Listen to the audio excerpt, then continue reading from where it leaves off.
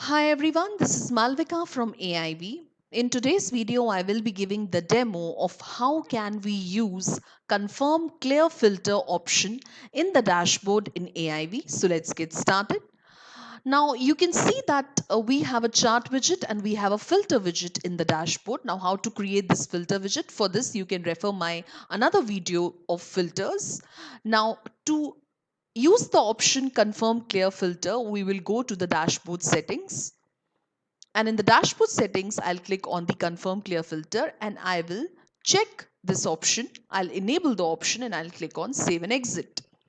So once I do this, I will go to the preview mode like this.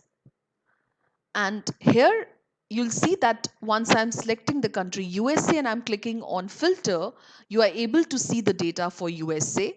Now, if I click on the option clear filter here, like this, you'll get a dialog box opening up like this, which will ask you that are you sure you want to clear the filter. So I'll click on accept, and here you'll see that the filter has been cleared, which we had previously applied. So this is how you can use the confirm clear filter option in the dashboard in AIV.